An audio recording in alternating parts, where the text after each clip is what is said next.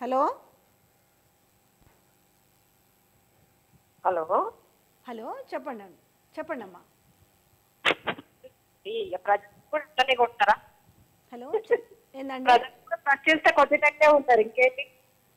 చూద్దాం అది కూడా ఇంకా మరే. అదేనండి, చేయబట్టి మాకు సామాన్య ప్రజలకు న్యూస్ తెలుస్తుంది. సామాన్య ప్రజలకు మిగతాలకు ఏం తెలుస్తుంది అనేది మీలాంటి వాళ్ళు చెప్తేనే మాకు న్యూస్ తెలుస్తుంది. వారు ఎట్లా రాజకీయ నాయకులు మీరు ప్రజలకొచ్చే మాట్లాడుతుండ్రు.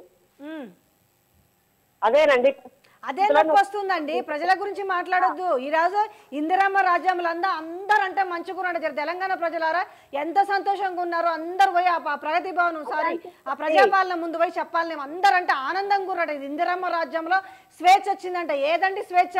ఇదా స్వేచ్ఛ? పాపం శంకర్ గారు చెప్తా ఉంటారు, ఆయన గురించి మాట్లాడుతుంటేనే కదా ఆయన మాకే చాలా బాగా అనిపిస్తుంది. చిన్న పిల్లాడు పాపం. అరే వాళ్ళ పిల్లలు కూడా అండి, చిన్న ఎవరన్నా గింత యాక్సిడెంట్ కేసు వాళ్ళు వచ్చి చూసిరు కదండి సీసీటీవీ ఫుటేజ్లా. నేను వాళ్ళని కూడా తిడుతున్నా.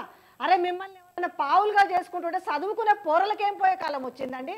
ఆడపిల్లలు ఎందుకండి నాకు వచ్చి తప్పు కదా అట్లా కూడా అంత ఒకవైపు బాధ వస్తుంది, ఒకవైపు ఆవేదన వస్తుంది, ఆక్రోశం వస్తుంది, అన్ని వస్తున్నాయండి. బాధ అవుతుంది. అరే ప్రజల గురించి మాట్లాడొద్దంటారు ఏందండి? నాకు అర్థం కాదు. మీరు ఒక్క నిమిషం మేడం, మీరు ఏ పదవిలో ఉన్నా మీరు తప్పు మాట్లాడతారు. అది మీరు న్యూస్ వాళ్ళు ఒకరి గురించి అంటనే కదా. అది ఎవరు తప్పు చేసినా అడిగే మీకు హక్కు ఉంటుంది.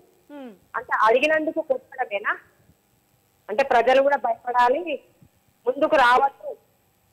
ఏం హామీ ఇస్తలేడు కదా, తిరగబడదికి జనాలని ప్లాన్ వేస్తుండండి.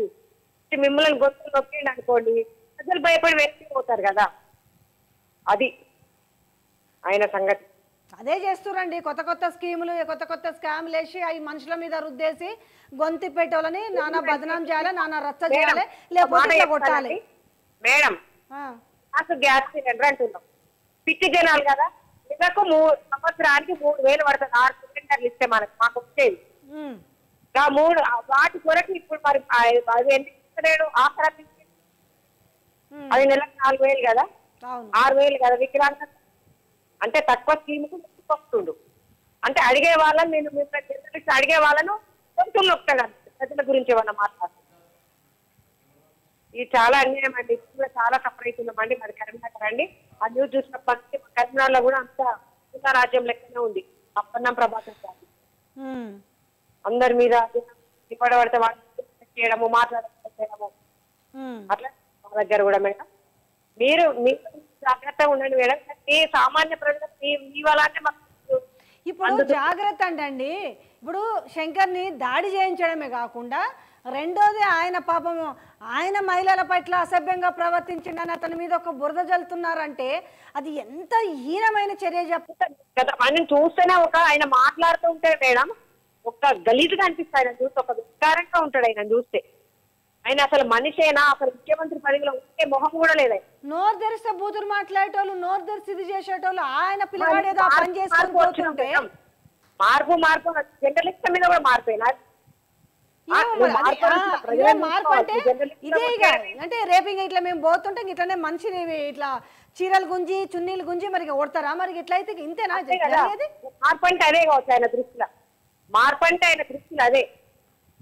మార్పు కావాలని ప్రజలు కోరుతున్నందుకు మార్పు తెచ్చిండు మహానుభావుడు. ఎందుకు వేసిండ్రా ఓట్లని జనాలు ఎవరిని వాళ్ళే బాధపడుతుంది మేడం. కానీ మీ న్యూస్ చూసిన మొన్నటి నుంచి చాలా బాధేస్తుంది. ఎవరు ప్రశ్నించినా ఇట్లానే చేస్తాడు కావచ్చు. అరే నా దాంట్లోకి వచ్చానండి. మేము ఏ వీడియో చేసినా ఒక బ్యాచ్ ఉంటుంది, ఓ దిక్కుమాల బ్యాచ్. ఎట్లా పుడతారో నాకు, ఎందుకంటే మా బాధ అట్లా ఉంటుంది. ఎంత ఘోరమైన కామెంట్లు. అన్ని విషయాలు ఇప్పుడు మాకు తెలియదు మేడం. మేము ఇంట్లో ఉంటాం, కృష్ణలో మేము చూస్తూ ఉంటే మీ న్యూస్ మాకు తెలుస్తుంది ఎవరు ఎట్లా రాజకీయ నాయకులు అని. మీరు ఏమంటే కదా మేడం మాకు తెలిసేది.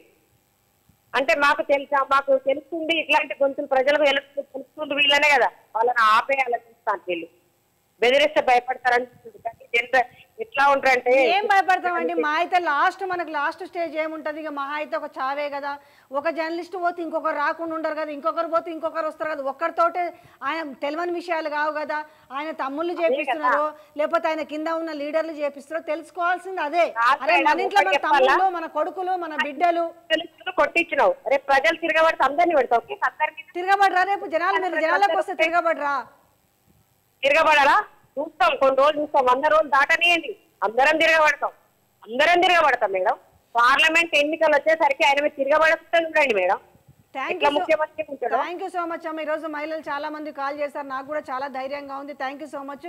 అయినా ఇట్లాంటివి చేసుకుంటా ఇంకా సిగ్గు లేకుండా మళ్ళీ వ్యక్తుల మీద బురద చల్లుతారు. ఇంకా మళ్ళీ కొట్టించడమే కాదు, సంపాదన చూడటమే కాదు, మళ్ళీ ఆయన క్యారెక్టర్ మీద దెబ్బ కొట్టాలని చూస్తారు.